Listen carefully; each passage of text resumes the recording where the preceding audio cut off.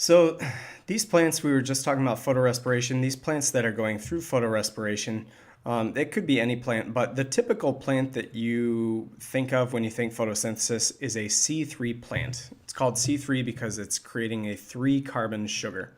Remember the G3P at the end there? That's what this is referring to.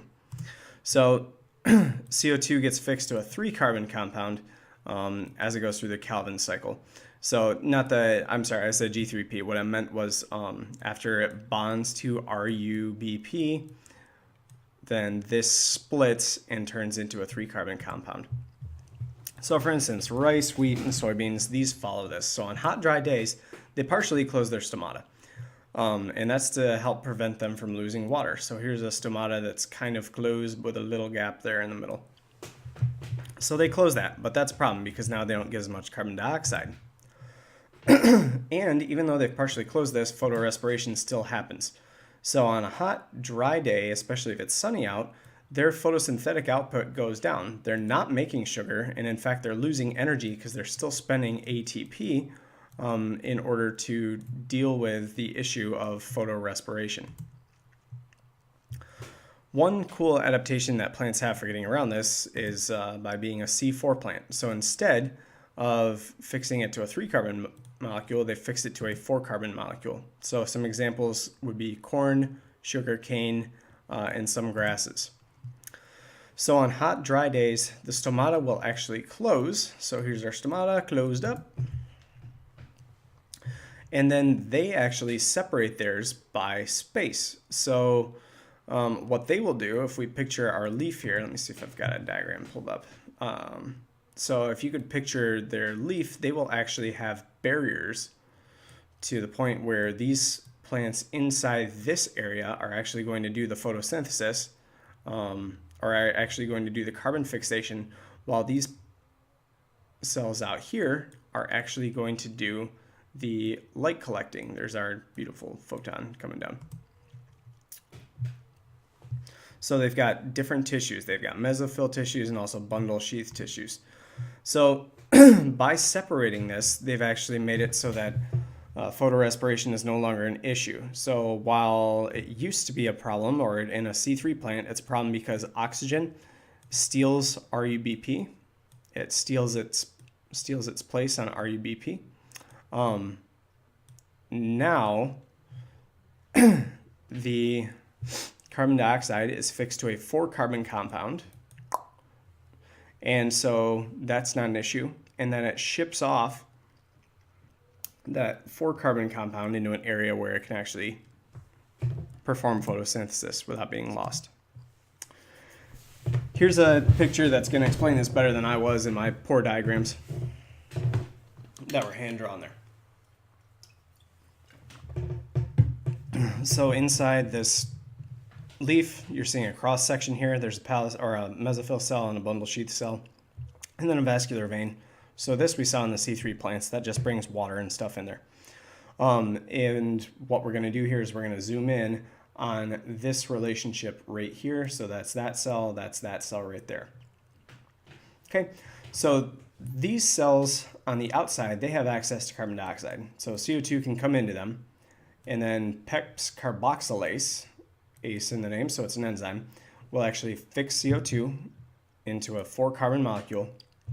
From there, they will ship that 4-carbon molecule into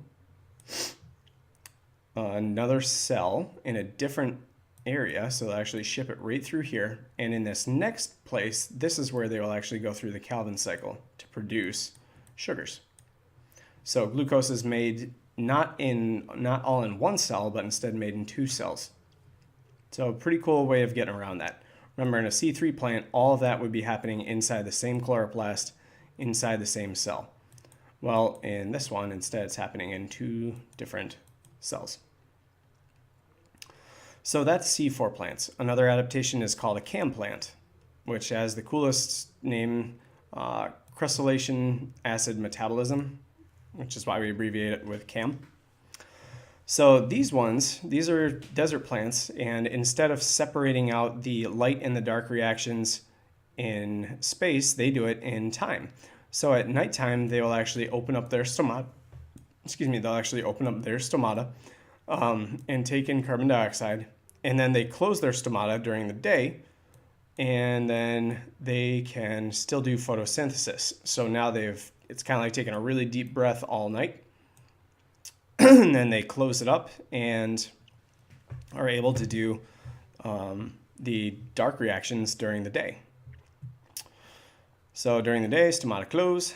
Light reactions are going to supply ATP and NADPH, and then CO2 gets released from the organic acids for the Calvin cycle. So examples of this are cacti, pineapples, and succulents. So think desert plants. And I just want to clarify, I think I said during the day that the dark reactions happen, but that's actually at night. So that's one case where the dark reactions actually make sense. So cam plants, they separate out during the time, whereas C4 plants separated out by space. And by separated out, I mean the light and dark reactions. So in cam plants, light reactions are going to happen during the day, dark reactions happen at night, and that's how it gets away from photorespiration. With C4 plants, light reactions happen in one cell, and the dark reactions happened in another cell. Okay, so here's, this is a great side-by-side diagram. If I were you, I would pause this and make sure that you can explain exactly what this is showing. So go ahead and pause it, and then we'll compare what we said. Okay, so here we have two different plants. We have sugarcane on the left, pineapple on the right. Sugarcane, this is a C4 plant. Pineapple is a cam plant. Missing from this diagram, we don't have a C3 plant. C3 plants are the ones that we spent the rest of this long lecture talking about. So in these C4 plants, carbon dioxide comes in, it gets fixed to an organic acid and transported from one cell into another. So it goes from mesophyll cell to bundle sheath cell. And that is step one. And then in step two, that inside that bundle sheath cell, it gets turned into a sugar, specifically glucose. In the cam plant, that CO2 comes in at nighttime, and then it's stored as an organic acid, and then it gets shuttled into the Calvin cycle during the day. So in this one, this is all happening inside the same chloroplast, but it's happening at two different times of the day. Whereas with this one, this is happening in cell 1 and cell 2.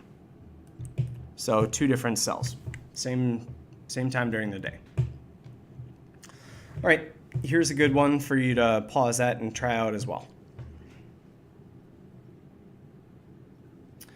Okay, so here we have on the tops the types of photosynthesis going on in these plants, C3, C4, and cam. And these are sorted out by the timing and spacing of them. So carbon fixation and Calvin, those happen together, same time, same general space. With C4, carbon fixation happens in one space, Calvin happens in a different. With cam plants, carbon and Calvin happen at different times, but in the same space. Carbon fixation enzyme in the case of C3 is rubisco, C4 it's PEP carboxylase, and cam it's organic acid. I would not spend too much time memorizing those. The real meat of this is right here. This is probably information that they would give you as background in a reading. All right, so backing up to what we were originally after here, this long trek, the importance of photosynthesis. So to an individual plant, the importance is making glucose for respiration and making cellulose as well as any other building blocks. And for global ecosystems, the importance is making oxygen and producing food. All right, good idea to do a brief recap. So I want you to pause this and see if you can explain what's going on in these reactions.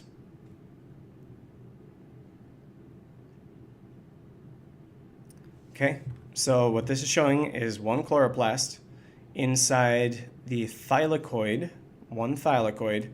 Light is coming in, so is water. What's coming out of these light reactions is ATP and NADPH. Oxygen's coming out as a byproduct. The ATP and NADPH are then used to drive the Calvin cycle, where we are using RuBP to fix carbon dioxide and then turning that into G3P, which eventually becomes either sucrose to get transported out, or starch, or everybody's favorite, glucose. They just did not show it here because they're trying to show you that it does not linger in the plant that long. Out of this cycle, ADP and NADP plus are regenerated. So this is another reoccurring theme, guys, that I hope you've seen in here, is that these are a bunch of different cycles. It's not one and done. It's usually something is used over and over again. Here's another way of looking at this, another flow chart.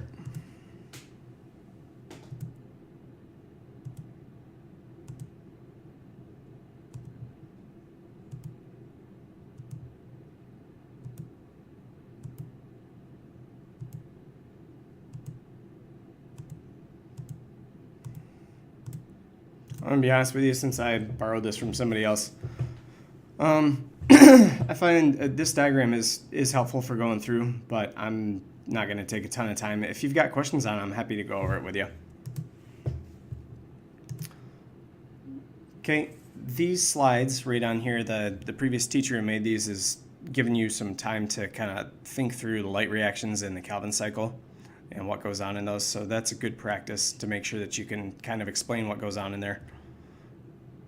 Okay, as well as comparing and contrasting the mitochondria and the chloroplast. I'm going to kind of breeze through this. All right, in comparison, we spent a long time going over respiration, and now we've spent a lot of time going over photosynthesis. So these bullet points are kind of highlighting important similarities and differences between the two processes. You should be able to recall similarities and differences pretty much from memory by the time you're done with this unit. Okay, some more useful diagrams, and we're going to end it right about here. So I realize that's a lot of information for you guys to go through. Key takeaways from this: make sure that you're able to read a diagram such as this one in here and explain exactly what in the world is happening. And then beyond that, make predictions as to what would happen if something goes wrong or if there's a different system. For instance, if you could explain how the C3 system is different from a C4 system or a CAM system, you'd be in much better shape. All right, thanks guys, good luck.